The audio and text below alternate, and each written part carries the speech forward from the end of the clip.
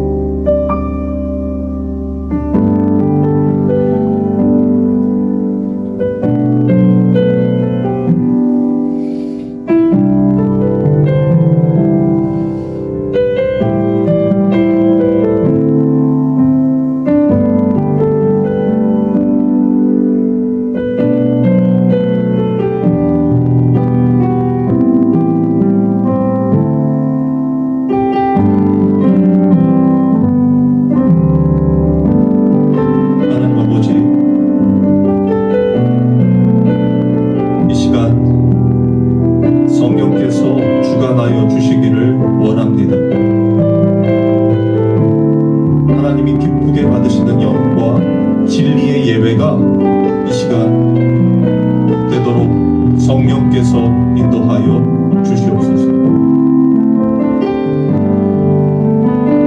한동안 또 한 주간 우리가 이 세상을 살면서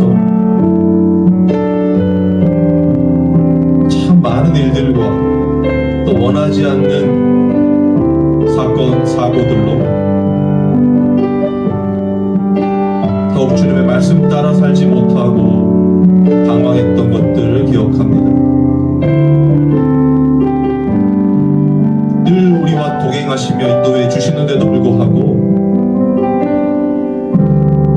그 동행하심을 믿고 내 뜻과 내 방법대로 살려고 몸부림쳤던 우리의 모습들, 이 시간 주님 앞에 회개하오니 용서하여 주옵시고 또 우리의 연약한 마음을 주님께서 어루만져 주시옵소서. 아버지 하나님, 주님의 은혜가 아니고는 살아갈 수가 없습니다. 정말 주님의 말씀만을 의지하여 그 변하지 않는 하나님의 언약, 그 임마누엘을, 그 복을 온전히 누리며 살아갈 수 있도록 성령께서 주관하여 주시고 인도하여 주시옵소서. 하나님, 주님 앞에 나아올 수밖에 없고 기도할 수밖에 없고 주님만을 의지할 수밖에 없습니다. 온전히 하나님만 붙들고 그 인도하시는 대로 순종하며 복종하는 참된 성도의 삶을 우리 모든 성도들이 살아갈 수 있도록 주관하여 주시고 인도하여 주옵소서. 주님의 말씀을 깨달을 수 있는 눈과 귀를 열어주시고 때에 따른 양식으로 말미암아 우리를 먹이시며 입히시고 당신의 거룩한 자녀로 만들어 가시는 그 은혜 깊이 누리며 살아가는 우리 모든 성도들 되도록 인도하여 주시옵소서. 아멘.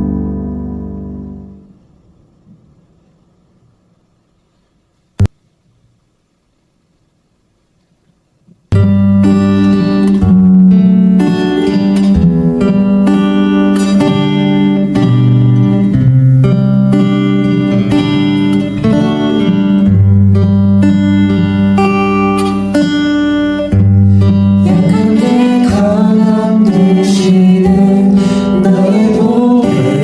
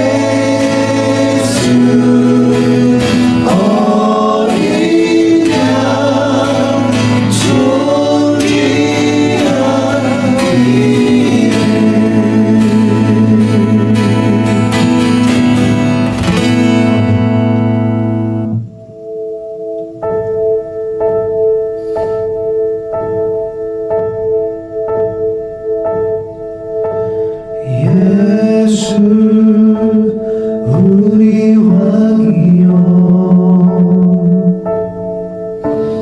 이곳에 오셔서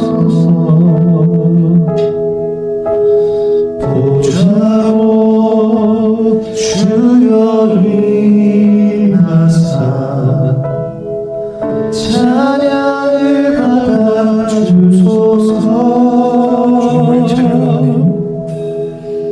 주님을 찬양하오니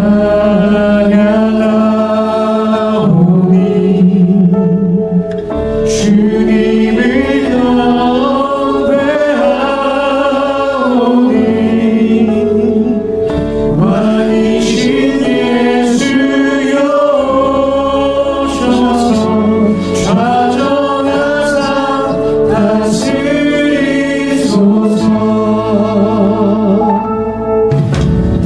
예수 우리 왕이여 이곳에 오소서. 이곳에 오소서. 보좌로 주여 임하사 찬양을 받아주소서. 주님을 찬양하오니 주님을 찬양하오니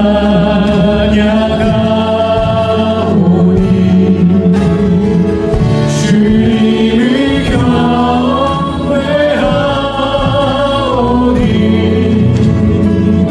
왕이신 예수여 오셔서 좌정하사 다스리소서.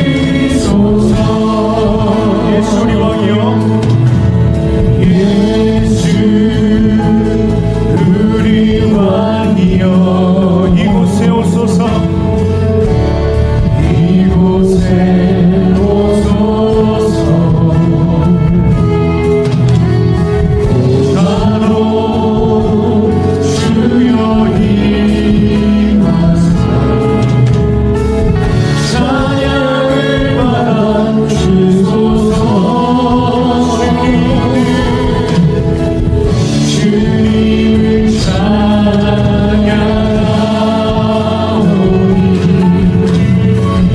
주님을 경배하오니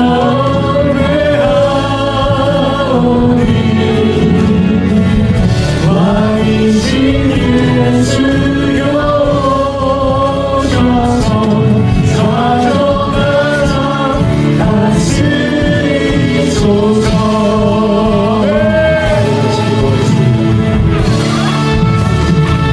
하나님 아버지, 이 시간 우리의 예배를 받아주시옵소서. 온전히 주님께서 함께하여 주시옵소서. 주님의 말씀만을 들려주시고 그 말씀을 통하여 온전히 이 악하고 음란한 시대에 하나님의 거룩한 자녀로 살아갈 수 있도록 주님이 도와여 주시옵소서. 오직 예수 그리스도만을 먹고 마시는 시간 되게 하여 주시옵소서. 아버지 하나님 모든 것 주님께 맡깁니다. 주님으로 영광 받아주시고 이 시간 주관하여 주시옵소서. 감사드리며 예수님의 이름으로 기도합니다. 아멘.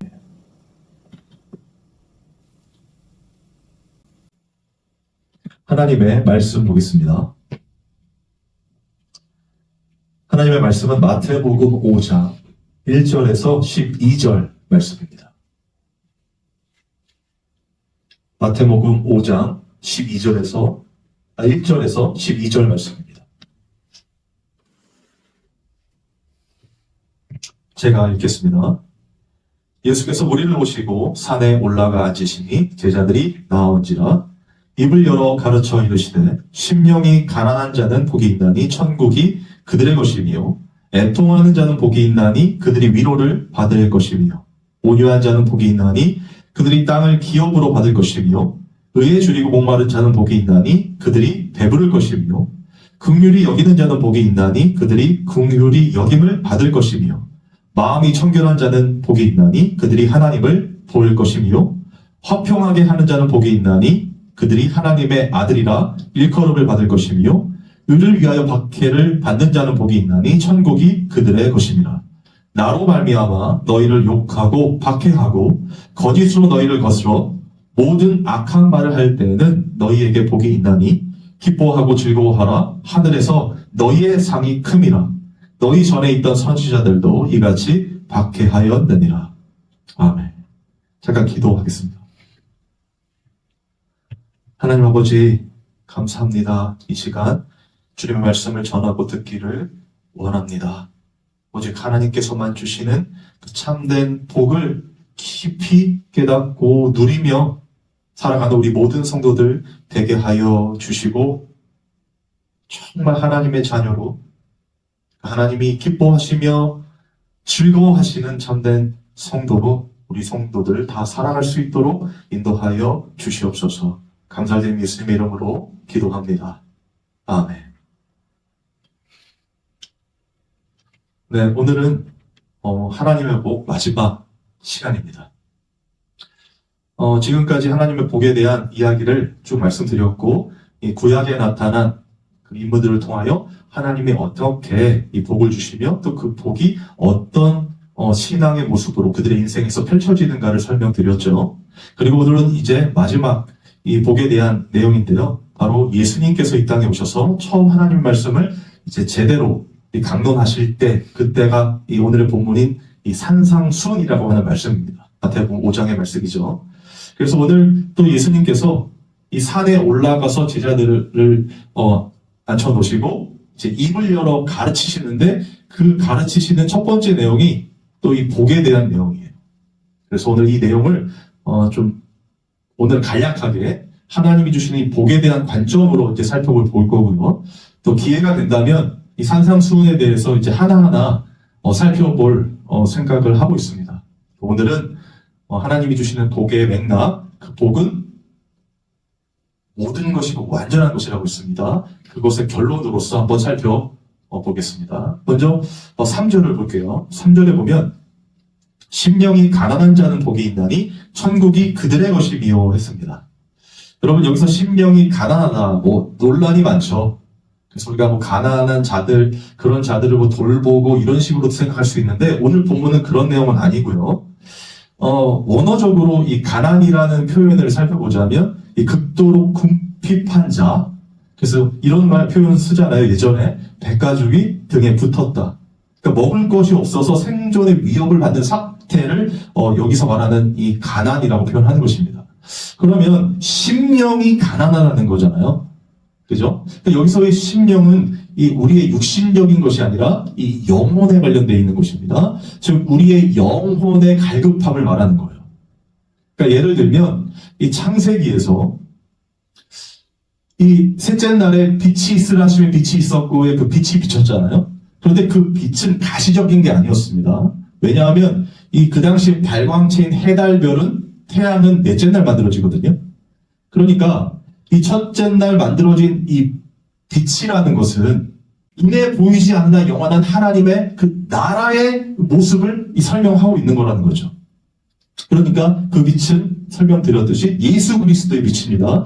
그 빛이 비침으로 해서 이 땅에 이 눈에 보이는 가시적인 것 뿐만 아니라 하나님의 그 영혼의 것들이 이 살아나는 모습을 보여주는 것이거든요.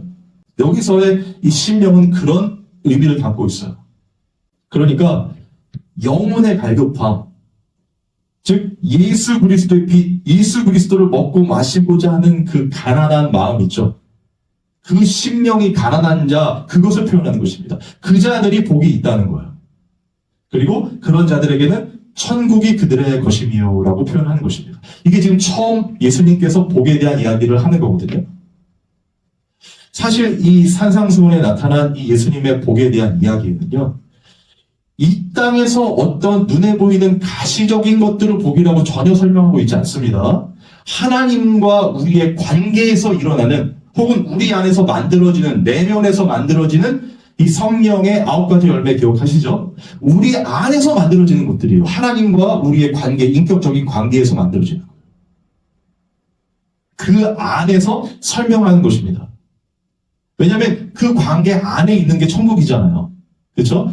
너희가 내 말을 믿으면 어떻게 해요? 너희 안에 이미 천국이 이루어졌다고 하셨잖아요. 그러니까 예수 그리스도께서 우리 안에, 그 말씀이 우리 안에 있으면 우리는 천국을 이루는 것이고 그게 복이라고 말하는 건데, 오늘 표현에서 심령이 가난한 자는 복이 있다. 그러니까 복이 있는 자는 심령이 가난한 자다, 그 말이잖아요. 그러니까 예수 그리스도만을, 그 말씀만을 간절히 바라는 마음으로 예수 그리스도를 먹고 마시려고 하는 그런 자들에게는 어떻게 해요? 천국이 그들의 곳이 될 것이라는 거예요. 이해되시죠? 정리하면 이렇습니다. 심령이 가난한 자는 오직 예수 그리스도만을 먹고 마시고자 하는 그 갈급함을 아는 자들이에요. 그렇죠? 그런 자들에게는 천국 하나님의 나라가 그들의 것이라는 것입니다. 즉 예수 그리스도, 우리의 영혼을 살리시는 그 영의 양식을 갈망하는 자, 그 자들에게 하나님은 천국을 약속하신 거죠. 그게 복이라는 것입니다. 그리고 4절에 보시면 애통하는 자는 복이 있나니 그들이 위로를 받을 것이며. 여러분, 여기서의 애통은 어떤 애통이겠습니까? 우리가 일반적으로 생각할 때는 우리의 삶의 어떤 고통과 막 힘든 어려움, 막 그런 것이라고 느껴질 수 있잖아요.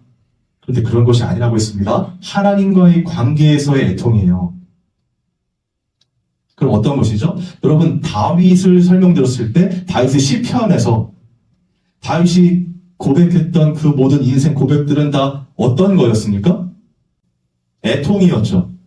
그가 눈물로 침상을 띄울 것만큼 너무나 힘든 상황과 고통 속에 있었잖아요. 그런데 그렇게 그가 고통을 받고 하나님께 부르짖으며 구원해달라고 외치는 그런 장면들이 많이 나타나는데, 그런 것들이 자신의 어떤 문제를 그 어떤 환경을 해결해달라는 것이 아니라 하나님의 사람인 자신, 그러니까 자신이 하나님의 뜻대로 살고 있다는 걸 증명해달라는 거거든요. 이해되십니까? 여기서의 애통도 마찬가지입니다. 첫 번째는 하나님의 말씀이 왜곡되는 것, 하나님이 왜곡되는 것에 대한 애통이에요. 하나님이 누구신가를 알아야 되겠죠, 먼저. 그죠? 하나님을 먼저 알고 그 예수 그리스도, 그 먹고 마시는 심령이 가난한 자들은 하나님과 그 말씀이 무엇인지를 알기 때문에 그 말씀을 갈급하며 천국의 삶을 살고 그 삶을 살아가는 진짜들인데도 불구하고 이 세상과 하나님을 잘 믿고 있다고 하는 그 종교인들 때문에 그들이 이 하나님의 백성들을 억압하고 핍박하죠. 그죠? 너희의 삶이 진짜인지 아닌지 증명하라고 말한단 말이에요. 그런데 정작 하나님의 사람들은 그걸 증명할 길이 없죠. 하나님께서 만나주셔서 하나님의 뜻대로 살고 있는 이것을 우리가 어떻게 증명할 수 있겠습니까? 하나님이 하셔야죠.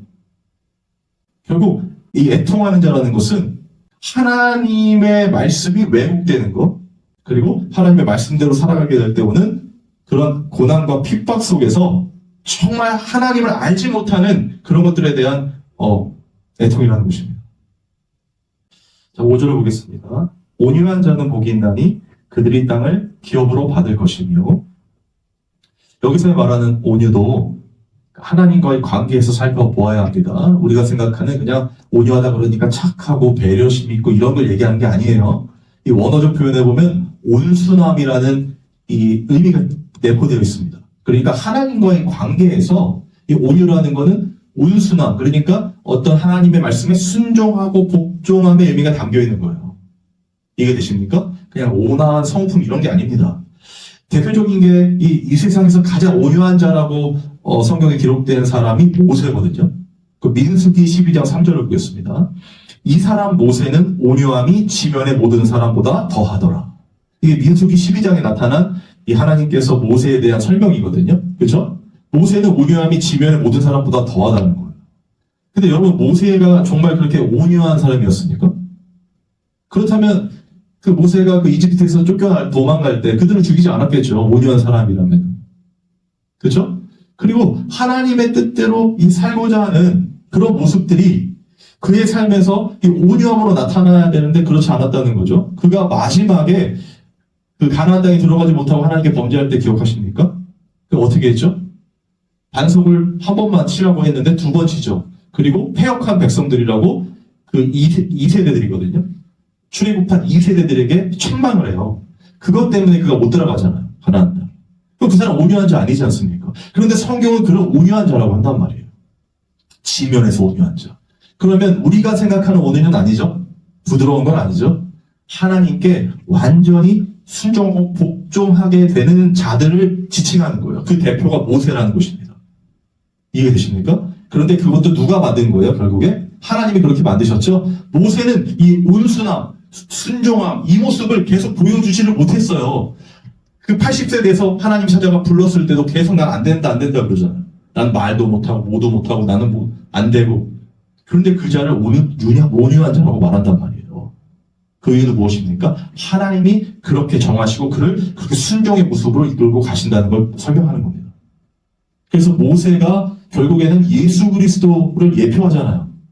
그래서 모세가 온전히 이루지 못한 온유를 누가 이루셨습니까? 예수 그리스도께서 이루신 거예요. 완전한 순종과 복종으로. 그걸 성경이 말하는 온유라고 하는 것입니다. 그런 온유한 자에게는 복이 있어요.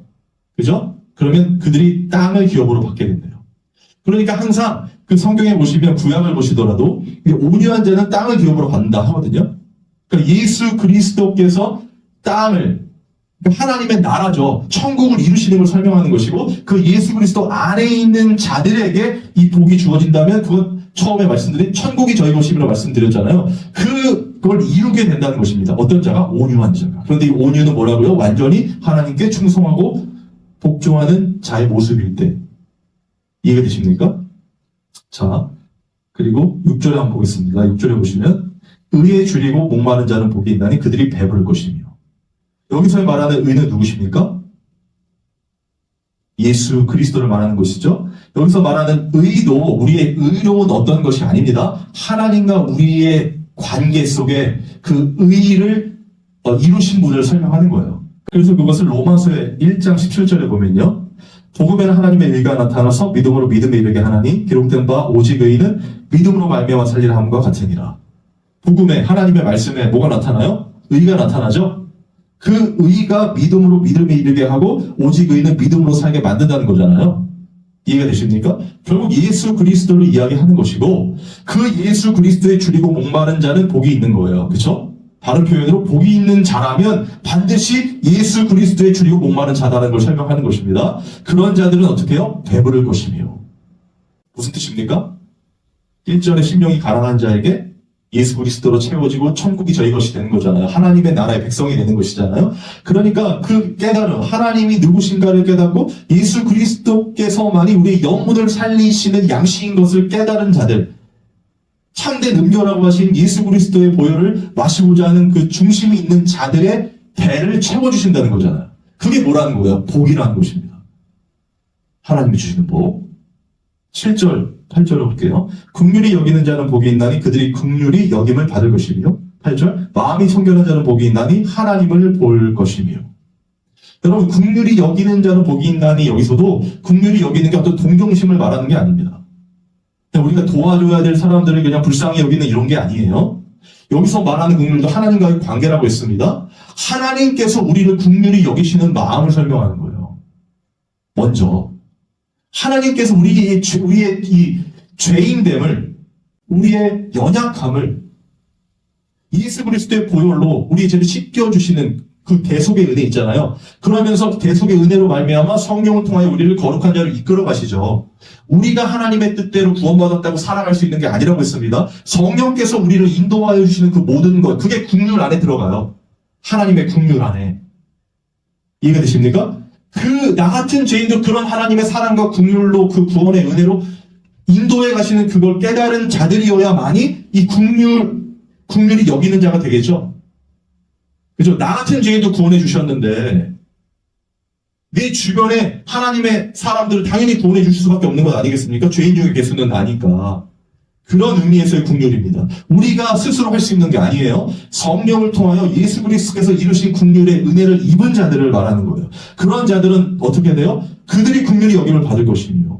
이해가 되십니까? 그러니까 하나님의 백성들, 예수 그리스도 안에 있는 자들의 모습을 말하는 거란 말이에요. 우리가 해야 할 어떤 것이 아니라 8절에도 마음이 청결한 자는 복이 있다 그래요. 그럼 하나님을 볼 것임이래요. 그럼 마음이 청결하다는 거 뭡니까 대체? 깨끗한 겁니까? 투명한 겁니까? 죄가 하나도 없는 겁니까? 그럴 수 있어요? 없어요? 없잖아요. 아무리 거룩하게 성인처럼 도덕적이고 윤리적인 삶을 살려고 해도 순간순간 들어오는 제약들이 있잖아. 그러면 그런 어떤 깨끗함이 청결함이라고 한다면 청결한 자는 없다는 거예요. 맞습니까? 여기서 말하는 청결은 우리가 할 수 있는 그런 게 아니라 예수님께서 이 땅에 오셔서 하신 말씀 기억하십니까? 나를 통하여 하나님을 알 수 있다고. 나를 통하여 하나님을 볼 수 있다고. 이해가 되십니까? 그게 마음이 청결한 자라는 거예요. 예수 그리스도께서 우리 안에 있으면 그게 마음이 청결한 자입니다. 우리의 어떤 것이 아니란 말이에요. 복 받으려면 마음이 청결해야 돼. 국률이 여겨야 돼. 심령이 가난해야 돼가 아니라 하나님과 우리의 관계 속에서 예수 그리스도께서 이루신 의를 통하여 나타나는 모습들이 이렇다는 거예요. 국률이 여김을 받았기 때문에 국률이 여길 수 있는 자가 되는 것이고, 예수 그리스도께서 우리 안에 있어서 우리의 모든 죄를 대속해 주고 계시기 때문에 우리 마음이 청결한 자고, 그러니까 하나님을 볼 수 있는 거란 말입니다. 그런데 이 결론이 어떻게 나는 구절이 이렇게 나요. 의를 위하여 박해를 받는 자는 복이 있나니 천국이 그들의 것입니다. 여러분, 산상수훈, 그리고 오늘 복에 대한 이야기를 하시는데 결론이, 그래서 복 받아서 우리는 잘 살 것이다 이렇게 끝나는 게 아니라 어떻게 끝나요? 의를 위하여 박해를 받는 자는 복이 있나니 천국이 그들의 것입니다. 맥락상 맞지 않지 않습니까? 그런데 제가 지금까지 설명한 대로 생각해 보자면 예수 그리스도를 먹고 마시는 그 삶이 우리의 영혼이 살아가는 것임을 알아서 그 예수 그리스도의 줄이고 목말라 그분의 사랑으로 그분이 가신 그 순종과 복종, 온유함으로 십자가의 길로 살아가는 삶을 산다면 어떻게 된다는 거예요? 핍박과 박해를 받게 되는 것이고, 그런 자들만이 천국을 소유한 자들이라는 거잖아요. 여러분, 그게 우리의 삶이에요. 성도들의 삶이고 진짜 복받은 자의 모습이란 말이에요. 그래서 제가 다윗을 설명할 때 다윗이 복받은 자, 복 있는 자의 시편에 적어놓고서도 그의 삶 자체는 그렇게 모두가 추앙할 만한 삶은 아니었다고 말씀드린 거예요. 그죠? 원래는 하나님이 택하고 마음에 합한 자로서 온전히 하나님의 뜻대로 살아가면 모든 게 다 잘 됐어야죠. 자금의 기독교가 설명하는 대로 하나님 뜻대로 살면 모든 게 다 잘 됐어야죠. 그죠? 그의 인생에는 걱정이 없었어야죠. 형통했어야죠. 그런데 다윗의 실제 삶은 그렇지 않았다는 거예요. 하나하나 그가 간 그 궤적들을 따라가다 보면 슬픔과 아픔뿐이 없어요. 다윗의 삶에. 차라리 하나님이 기름 붓지 않았다면 그런 사람 안 살았을 거 아닙니까? 왕으로. 그 기름 부음 받은 이후부터 그의 삶은 계속해서 고난의 터널 속에서 나온 적이 없어요. 거의. 끊임없는 다윗 안에서 벌어지는 신앙적인 갈등과 고대, 그리고 외부에서 오는 네가 정말 하나님의 사람이라면 증명해봐. 왜 그런 저주를 받아? 왜 그렇게 네 아들이 너를 공격해? 라는 삶을 살았잖아요. 그렇죠? 그럼 다윗은 얼마나 고통스럽겠습니까? 그 삶에서. 그런데 그가 붙잡고 있는 건 단 하나였단 말이에요. 뭐예요? 여호와가 나의 목자셔서 내가 부족함이 없는 거야. 다른 것들이 그 예수님이 뭐 하나님의 능력으로 뭐가 채워줘가 내가 왕이 되고 강건한 나라를 만들고 그래가지고 내가 부족함이 없는 게 아니라 여호와만이 나의 목자가 되셔서 내가 부족함이 없어. 이해가 되십니까? 하나님만을, 다른 말로 예수 그리스도만을 먹고 마시는 진짜 심령이 가난한 자였기 때문에 다윗이, 그래서 천국이 저희 것인 거야. 어딜 가나 천국. 그죠? 하나님이 함께 해주시는 게 천국이 예수 그리스도가 천국이니까 그 천국에서 복 있는 삶을 산 거란 말이에요. 다윗이. 그런데 보여줄 때 어떤 보여짐입니까? 그가 하나님의 택한 자로서 마음에 합한 자로서 살아갔는데도 불구하고 끊임없이 내란과 분란과 사람들의 손가락질과 멸시를 받았잖아요. 여러분, 그게 예수 그리스도의 삶에서 드러나죠. 다윗과 연결되지 않습니까? 예수 그리스도께서 이 땅에 오셔서 사신 삶이 그거란 말이에요. 어떤 삶입니까? 하나님만을 붙들고 그 말씀대로 순종하며 복종하는 그 심령이 가난한 자의 삶을 사셨고, 이 땅에 하나님이 왜곡되며 하나님의 말씀대로 사는 게 무엇인지를 모르면서도 다 그렇게 하나님 뜻대로 산다고 하는 저자들을 보면서 애통해 하시는 모습 기억하십니까? 애통하는 자의 모습 보여준단 말이에요. 온유한 자 뭡니까? 그럼에도 불구하고 하나님의 뜻대로 순종하는 자신의 뜻이 아니라 그 뜻대로 살아가는 온유한 자의 모습을 보여줘 십자가에 죽으셨잖아요. 의에 줄이고 목마르셨고요. 긍휼히 여기는 자의 모습을 보여주시고 마음이 청결한 자의 모습을 보여주셨죠. 온전히 하나님을 보게 해주셨잖아요.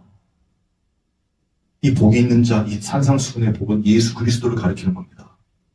그리고 그 예수 그리스도 안에 있는 자들의 모습이 어떻게 나타나요? 의를 위하여 박해를 받는 자로 나타난단 말이에요. 십자가의 삶으로 나타난단 말이에요. 우리는 다 그 복 받은 자라니까요. 이 땅에서 잘 되고 성공하고 이런 거 그럴 수도 있지만 그것에 아주 요만큼 국한된 게 아니에요. 세상의 것이 아니라 하나님과의 관계에서 하나님께 순종하고 복종한 하나님의 종으로 살아가는 예수 그리스도만을 먹고 마시는 게 우리의 영혼이 사는 것을 알아서 그 말씀을 쫓아 살아가는 그 십자가의 삶을 사는 자들이란 말이에요. 그게 복이라는 거예요. 성경이 말하는 복. 그 모습이 어떻게 해요? 박해로 나타난다는 거예요. 그런데 오늘 보면 마지막 어떻게 마무리 됩니까?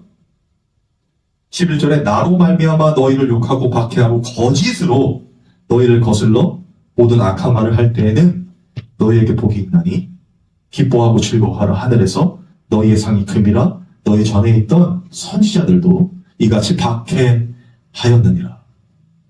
여러분, 이게 예수님이 복이 있는 자들에게 하신 말씀이에요. 하나님의 복을 받은 자들에게 하는 말씀이란 말이에요. 뭐가? 나로 말미암아, 의로 말미암아, 예수 그리스도로 말미암아 너희를 욕하고 박해하고 거짓으로 너희를 거스러 모든 악한 말을 할 때에는 너희에게 복이 있나니. 여러분, 이 삶이 우리의 삶입니다. 진짜 그리스도인의 삶, 복 받은 자의 삶이에요.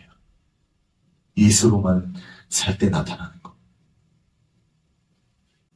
12절을 보면 이렇게 될 때에 너희에게 복이 있나니 기뻐하고 즐거워하라. 하늘에서 너희의 상이 큼이라. 너희 전에 있던 선지자들도 이같이 박해하였느니라. 여러분 우리는 복받은 자 같습니다.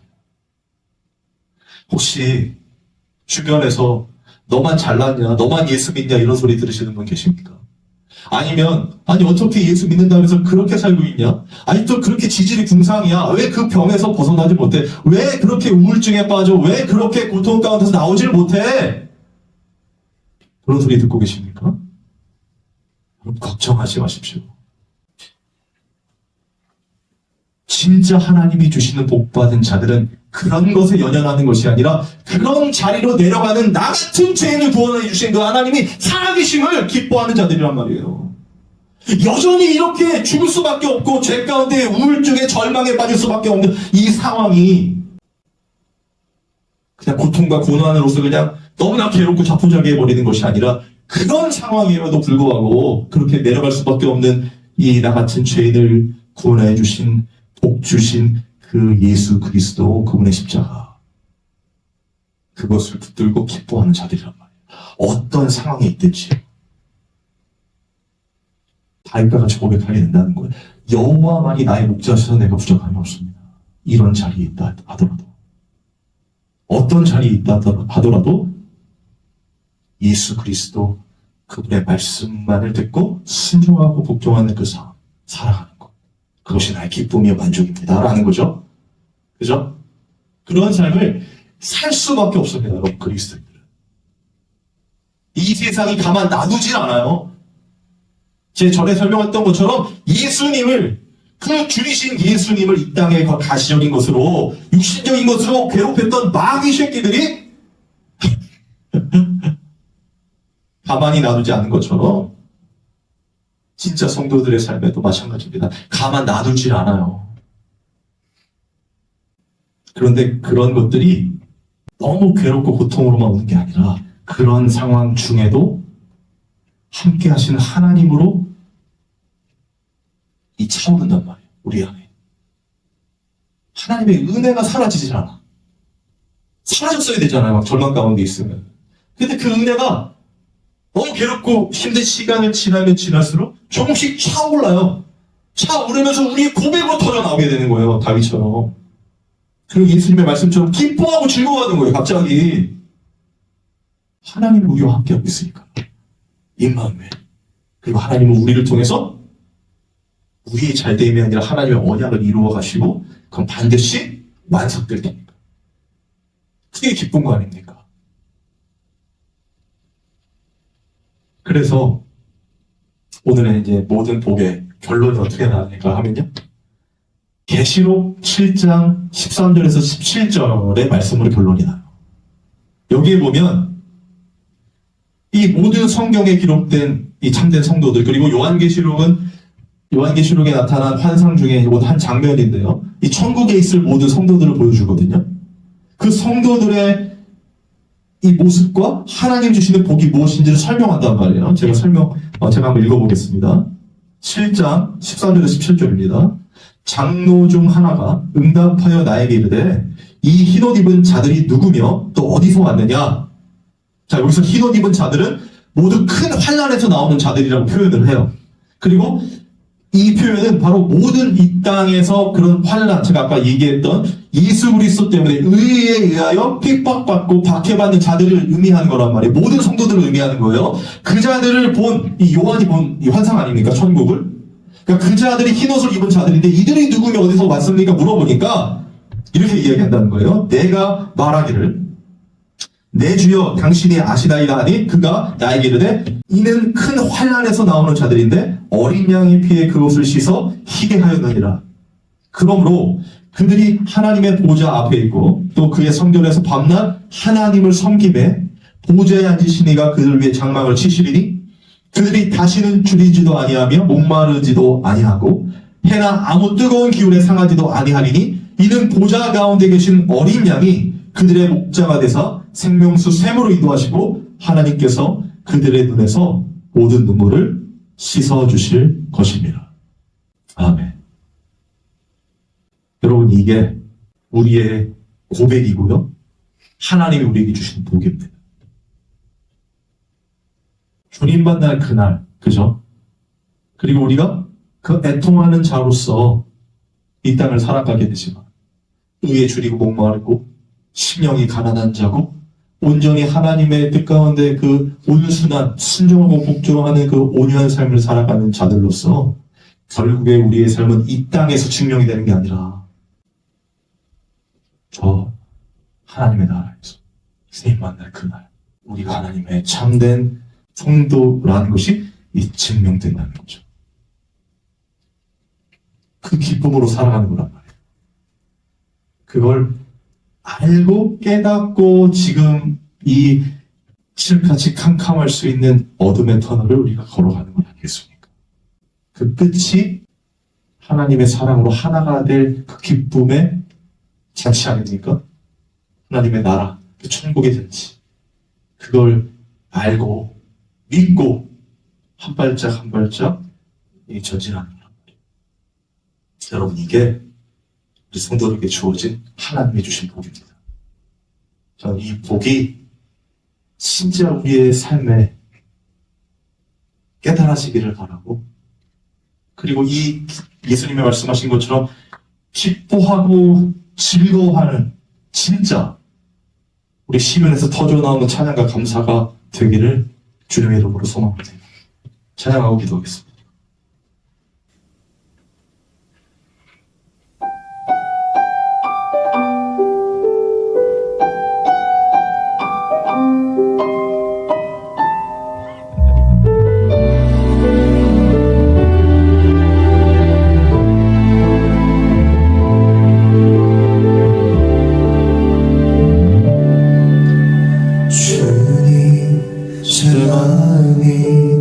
너무 둔해서 주님을 볼 수 없습니다.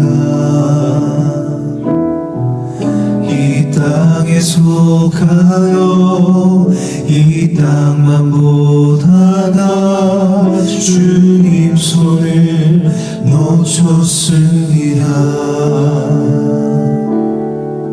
나는 나 그대로 왔는데 왜 주저앉게 되었나. 나는 정직인데 언제부터 내 삶의 주인이 되어버렸나.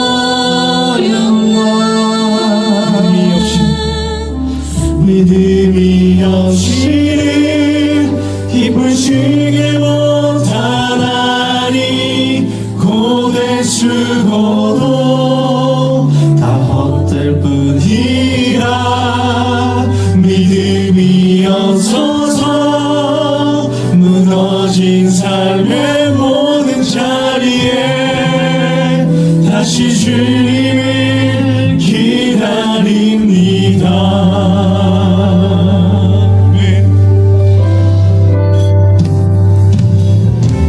주님 제 마음이 너무 둔해서 주님을 볼 수 없습니다.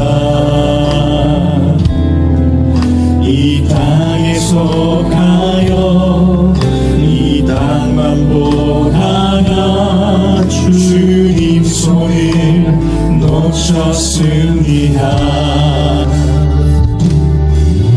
나는 나그네로 왔는데 왜 주저앉게 되었나. 나는 청직인데 언제부터 내 삶의 주인이 되어버렸나. 믿음이 없이는 기쁘지 못하나니 고된 수고도 다 헛될 뿐이라 믿음이 없어서 무너진 삶의 모든 자리에 다시 주님을 기다립니다. 우리 같이 기도하겠습니다. 아버지 하나님, 너무나 연약하고 부족합니다. 온전히 주님의 뜻대로 살지 못함을 고백합니다. 그럼에도 불구하고 아버지 하나님 늘 우리와 함께하여 주시고 우리를 이렇게 거룩한 자로 복이 있는 자로 만들어 가시며 오직 예수 그리스도만을 먹고 마시는데 모든 것을 쏟아 주님만을 사랑하는 귀한 거룩한 자녀로 만들어 가시는 이 은혜 아버지 하나님 우리 모든 성도들이 누리게 하여 주시옵소서. 깨닫게 하여 주시옵소서. 아버지 하나님만을 붙들고 살아갈 수 있도록 주님 인도하여 주시옵소서. 아버지 모든 것 주님께 맡깁니다. 우리 성도들의 삶을 주관하여 주시고 인도하여 주시옵소서. 아버지 주님만을 의지합니다. 아버지 그 예수 그리스도의 이 십자가의 삶 그 놀라운 복의 길로 우리를 인도하여 주시옵소서. 아버지 하나님 모든 것 주님께 맡깁니다. 아버지께서 주관하여 주시고 인도하여 주시옵소서. 하나님 아버지 감사합니다. 정말 주님의 이 복 깊이 깨달아 알고 또 그것이 기쁨이 되어서 당당히 주의 보좌 앞으로 나아가는 우리 성도들 다 되게 하여 주시고 이 죄악된 세상에서도 빛과 소금으로 사라지는 은혜, 살아내는 은혜 더하여 주시옵소서. 하나님 앞에 귀한 예물을 드리고 또 주님께서 세우신 이 말씀의 교회에 후원하는 모든 성도들의 헌금이 있습니다. 주님 기쁘게 받아주시고 우리의 유일한 예물 대신 예수 그리스도만을 먹고 마시는 그 놀라운 은혜들이 우리 성도들 각 가정에 있게 하여 주시고 어느 곳에 있든지 그 복의 사람으로 하나님을 직언하는 놀라운 기적과 같은 일이 있게 하여 주시옵소서. 우리 주 예수 그리스도의 은혜와 하나님의 사랑과 성령의 교통하심이 이 예배에 참여하는 모든 성도들 위해 영원토록 함께 있을지어다. 아멘.